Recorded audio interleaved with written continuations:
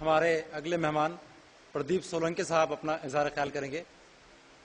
या कार्यक्रमासाठी विचार मंचावर बसलेले आरपीआयचे प्रमुख प्रकाशजी जावळे, बामसेफच्या वतीनं आपली भूमिका मांडलेले माझे मित्र डॉक्टर प्रदेव कसाबजी, जानकर साहेबांची प्रतिमा उपस्थित इंजिनियरजी भोजने, या विचार मंचावर सर्व रथी महारथी, या संघटनेचे अध्यक्ष डॉक्टर जावेदजी, माझे मित्र खालिद भाई, उपस्थित सर्व संघटनेचे पदाधिकारी बांधवांनो, आणि आमच्या समाजामध्ये मुस्लिमाच्या बाबतीत असं चित्र निर्माण केलेलं आहे की या देशातला मुस्लिम म्हणजे अत्यंत कर्मठ आहे, अत्यंत क्रूर आहे आणि जास्त असला तर अतिरेकी. ही भूमिका आमच्या मराठ्यांच्या डोक्यामध्ये महाराष्ट्राच्या कानाकोपऱ्यामध्ये निर्माण केलेली आहे. खेड्यामध्ये प्रश्न विचारला गेला की मराठ्यांनो तुमचा नंबर 1 शत्रू कोण? आमचं मराठ्याचं पोरग उभा राहतं म्हणतं मुसलमान. त्याला जर विचारलं बाबा तुझ्या गावात मुसलमानचे घरं किती, तो म्हणतो 5 ते 6. तुझ्या गावात मुसलमानाने किती जणांवर अन्याय केला हातवरी करा, एकाचाही हातवरी होत नाही. तुझ्या गावात मुसलमानाची दादागिरी नाही, तुझ्यावर एकानाही मुसलमानाने अन्याय केला नाही, तर तुझा नंबर 1 शत्रू मुसलमान कस काय? ते मला काय माहित, लोक म्हणतात म्हणून मी म्हणतो. म्हणजे अशा प्रकारची भूमिका महाराष्ट्रामध्ये आणि अशा लोकांची टाळकी जागेवर आणण्याचं काम संभाजी ब्रिगेडच्या माध्यमातून मी महाराष्ट्रभर करतो. नेमके चित्र उभा केले जातात की शिवाजी महाराज अफजल खानाचं पोट फाडतायत आणि खाली लिहिलेलं असतं दहशतवाद असा संपवावा लागेल. मराठ्याच्या डोक्यात फिट की मुसलमानं मारल्याशिवाय दहशतवाद संपत नाही. आम्ही मराठ्यांच्या पोराला समजावून सांगितलं शिवाजी महाराजांनी अफजल खानाचं पोट फाडलंय खरं आहे, पण अफजल खानाचं पोट फाडल्यानंतर त्यावेळेस कृष्णा भास्कर कुलकर्णी मारलेला तुम्हाला का कळत नाही, याच्यावर चर्चा का होत नाहीये? शिवाजी महाराज मुसलमानांचे विरोधक होते असं चित्र का निर्माण केलं? तर चारी बाजूने मुसलमान राजे होते, पण मुसलमान राजे होते याचा अर्थ शिवाजी महाराज मुसलमानांचे विरोधक होते काय? औरंगजेबाच्या सैन्यामध्ये हिंदू नव्हते काय? मिर्झा राजे काय मुसलमान होता काय? औरंगजेबाने आपले 4 भाऊ मारून टाकले ते काय हिंदू होते काय? आपल्या बापाला अटक केली ते काय हिंदू होता काय? या सगळ्या सत्तेच्या लढाया असतात हे आम्ही रोज समजावून सांगतो. शिवाजी महाराज जर मुसलमानाचे विरोधक होते तर रोज मराठ्यांच्या पोरला खेड्यापाड्यात मी समजावून सांगतो की शिवाजी महाराज जर मुसलमानाचे विरोधक असते तर शिवाजी महाराजांच्या तोफखान्याचा प्रमुख कोण होता? इब्राहिम खान. शिवाजी महाराजांच्या आरमाराचा प्रमुख कोण होता? दौलत खान. शिवाजी महाराजांच्या घोडदळाचा प्रमुख कोण होता? सिद्दी हिलाल. शिवाजी महाराजांचा पहिला सरसेनापती कोण होता? नूर खान. शिवाजी महाराजांबरोबर आग्र्याला गेलेला मदारी मेहतर मुसलमान. शिवाजी महाराजांचा एकमेव वकील काजी हैदर हाही मुसलमान. शिवाजी महाराजांचं एकमेव चित्र उपलब्ध आहे, त्या चित्रकाराचं नाव मीर मोहम्मद हाही मुसलमान. आणि अफजल खानाचं पोट फाडण्यासाठी ज्या वाघनख्या पाठवून दिल्या तो रुस्तमे जमान हाही मुसलमान. एवढे मुसलमान अधिकारी जर शिवाजी महाराजांच्या सैन्यात असू शकतात तर शिवाजी महाराज मुसलमानाचे विरोधक असतात काय? शिवाजी महाराजांचे 31 बॉडीगार्ड होते आणि 31 पैकी 10 मुसलमान होते. आणि बॉडीगार्ड काय करू शकतो इंदिरा गांधीला जाऊन विचारा. शिवाजी महाराजांनी एकही मस्जिद पाडली नाही, एकही कुराण जाळलं नाही. मग शिवाजी महाराजांचा वापर मुसलमानांवर हल्ले करताना का केला जातो?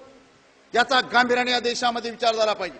अरे रायगड किल्ला राजधानी बांधल्यानंतर शिवाजी महाराजांच्या जगदीश्वराचं मंदिर उभारलं. मंत्र्याला विचारलं जगदीश्वराचं मंदिर उभारलं, माझ्या मुसलमान सैनिकांसाठी मस्जिद कुठे आहे? मंत्र्याने विचारलं जागा दाखवा. शिवाजी महाराजांनी स्वतःच्या राजवाड्यातली जागा दाखवली समोरची आणि सांगितलं की इथं मस्जिद बांधा, आणि राजवाड्यापुढे शिवाजी महाराजांनी मस्जिद बांधलेली आहे. हा इतिहास आपल्या देशामध्ये का सांगितला जात नाही? हा इतिहास जर समाजापर्यंत गेला तर या देशामधली सामाजिक दूरी निश्चित दूर होते. आज महाराष्ट्रामध्ये एक आंदोलन सुरू आहे, जय शिवाजी पाडा कबर. कुठली कबर? प्रतापगडाच्या पायथ्याची. आम्ही पोराला रोज सांगतो अफजल खानाची कबर पाडा, पण बांधली कोणी?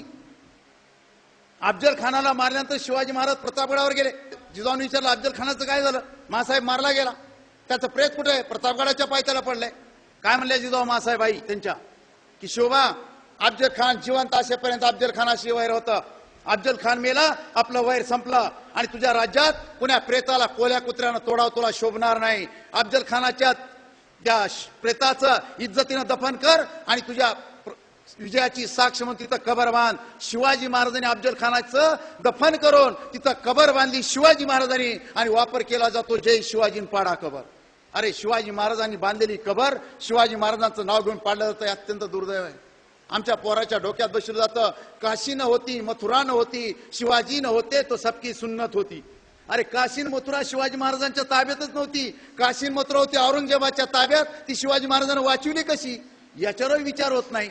म्हणजे अशा प्रकारच्या विचारचक्र जर समाजापुढे सुरू व्हायला झालं तर 100% या देशामध्ये प्रगती होऊ शकते. आज भारतामध्ये एक चित्र उभा केलंय, मुसलमान म्हणजे अतिरेकीच. काल एका कार्यक्रमाला गेलो होतो औरंगाबादमध्ये. आमचा एक संघटनेचा कार्यकर्ता लांबलचक दाढीवाला, आम्ही कार्यक्रमाला जाऊन बसलो. MIDC चिकलठाण्याचा PA आला 15 मिनिटांना. आपण कोण? म्हणजे काय झालं? आम्ही भारताचे नागरिक. त्याला म्हणतो आपण कोण? म्हणजे काय झालं? नाही तुम्हाला दाढी अतिरेकी वाटली आम्हाला विचारायला आलो. दाढी म्हणजे अतिरेकी काय? त्याला मला जरा हळूच बोल, लोक बोलताय. डिस्ट्रिक्ट 42 त्यानं आमचं नाव पिलवून घेतलं, पुढे गेला. कार्यक्रम संपला, त्याला विचारलं का रे बाबा तू काय विचारायला? नाही मला वाटलं मुसलमान आहे काय की म्हणून अतिरेकी वाटलं मला. PI औरंगाबादचा. त्यांना म्हणलं दाढी राखलेला माणूस अतिरेकीच असतो काय? मग मालेगावच्या बॉम्बस्फोटात जे पुराणूक पांडे सापडले हरामखोर, यांना काय दाढ्या होत्या काय? त्या नांदेडमध्ये पुण्याला जे अतिरेकी सापडले साले हे काय मुसलमान होते काय? इंदिरा गांधीला कोण्या मुसलमानानं मारलं काय? महात्मा गांधीला मुसलमानानं मारलं काय? राजीव गांधीला मुसलमानानं मारलं काय? काय चाललंय काय? अरे अतिरेक्यांना धर्म नसते आणि जातही नसते. त्यांच्या बंदुकीला कोणत्याही गोळीला रंग नसतो. मात्र त्या गोळीतून निघालेलं रक्त माणूस मरल्यानंतर फक्त लालच असतं. ही साधी गोष्ट ही समाजाला कळली पाहिजे. आज पाकिस्तानमध्ये धार्मिक दंगली होत आहेत, तिथं बॉम्बस्फोट होत आहेत. हे काय हिंदू करतात का इथले जाऊन? आणि पुन्हा आम्हाला एसएमएस येतात, हर मुसलमान अतिरेकी नहीं होता लेकिन पकड़ा गया हर मुसलमान अतिरेकी क्यों होता है. म्हणजे या देशामध्ये अशा प्रकारची प्रचार यंत्रणा राबविली जाते. या देशातला प्रत्येक मुसलमान अतिरेकी आहे. संभाजी ब्रिगेडच्या माध्यमातून आम्ही रोज सांगतो की जे अतिरेकी मुसलमान असतील त्यांना भर चौकात ठेचून मारा. पण या देशावर प्रेम करणारा सर्वसामान्य मुसलमान, याचा त्या अतिरेक्याशी काय संबंध? आणि जो भारतातला मुसलमान रोज 5 वेळेस नमाज पडताना अगोदर या भारताच्या मातेवर माथा टेकतो आणि मग अल्लाचं नाव घेतो, तो मुसलमान या देशाचा गद्दार होऊ शकतो काय? हा प्रश्न आम्ही विचारला. आणि मुसलमानाच्या एवढ्या बदनाम्या करू नये. आज भारतामध्ये मुसलमानाचे एवढे धंदे चालतात, त्याचं एकमेव कारण आहे, नम्रपणावर शिकावं तर फक्त मुसलमानाकडूनच शिकावा, हेही आम्ही सांगतो. आणि या देशातले मुसलमान सुखा समाधानानं या देशात जगत असतील, त्याचं एकमेव कारण आहे डॉक्टर बाबासाहेब आंबेडकरांनी दिलेली राज्यघटना. त्याच्यामुळे या देशातला मुसलमान अत्यंत सुख समाधान इज्जतीने या देशामध्ये जगू शकतो. ही भूमिका आपण समजून घेतली पाहिजे. राजकारणावर इथे चर्चा होते, पण माझं मत आहे या देशातलं राजकारण अत्यंत भावनिक आहे. मुसलमानाला सांगितलं जातं तुम्हाला भाजपचा शिवसेनेचा धोका आहे, आम्हाला सांगितलं जातं तुम्हाला मुसलमानाचा धोका आहे. आधे इधर आधे उधर, बाकी काय रे? बाकी किधर गए? म्हणजे अर्धे इकडे घालायचे अर्धे तिकडे घालायचे. कधी सरकार पंजाचं येणार, कधी छक्क्याच येणार, पण आपला काय फायदा? याचा गांभीर्यानं कुठतरी समाजाने विचार केला पाहिजे. आपल्या देशामध्ये नेमकं काय होतंय की चांगले माणसं राजकारणात येऊन याचा पक्का बंदोबस्त आहे. काय सांगितलं जातं राजकारणात की राजकारण वाईट आहे, पैशावाल्याचं आहे, दादागिरी करणाराच आहे, वशिल्यावाल्याच आहे, त्याला कोणतरी गॉडफादर पाहिजे, त्याच्या खानदानात राजकारण पाहिजे, तरच माणूस राजकारणी होऊ शकतो. शुद्ध अफवा. लोकशाहीमध्ये याच्यातलं एकही चालत नसतं. तुम्ही आम्ही नालायक आहेत, चांगले माणसं याच्याकडे दुर्लक्ष करतोय म्हणून यांचं फावतंय. जर तुम्हाला सध्याच बघायचं असेल तर मी 2 उदाहरणं देईल. विदर्भात गेलात तर आमदार बच्चू कडू याला जाऊन भेटा, आणि पश्चिम महाराष्ट्रात गेलात तर आमदार राजू शेट्टी या 2 आमदाराला भेटा. पैसा नाही, गॉडफादर नाही, पक्ष नाही, कार्यकर्ते फक्त, आणि 4 मीडिया चीत करून हे कारखानदाराला पाडून हे माणसं निवडून येऊ शकतात. हे तुमच्या पुढलं उदाहरण आहे. सध्या मी आता कोल्हापूर जिल्ह्यामध्ये गेलो होतो. या आमदाराचं कसं काय? काही खरं नाही. त्याचं कसं काय? पडण्याची शक्यता आहे. याचं कसं काय? येण्याची शक्यता आहे. हसन मुश्रीफचं कसं काय? 100% निवडून येणार. मुसलमान या देशामध्ये निवडून येणं किती अवघड आहे मला 100% माहिती. कारण राजकारणात मुसलमानाचा काटा काढणं अत्यंत सोपं आहे. तो मुसलमान आपला काय संबंध, भले भले मतदान करीत नाही. निवडणुका सुरू झाला की आपण काय करतो की हे माझा, या पक्षाचा, त्या पक्षाचा, या गटाचा, त्या गटाचा, ह्या इकडं तर तो तिकडं. त्यामुळे नालायक लोक निवडून येतात. म्हणजे आपल्या पुढे 2 नालायक उभा असतात, त्यापैकी एका नालायकाला आपल्याला निवडून द्यायचं असतं. या देशाचं सगळ्यात मोठं दुःख नाही.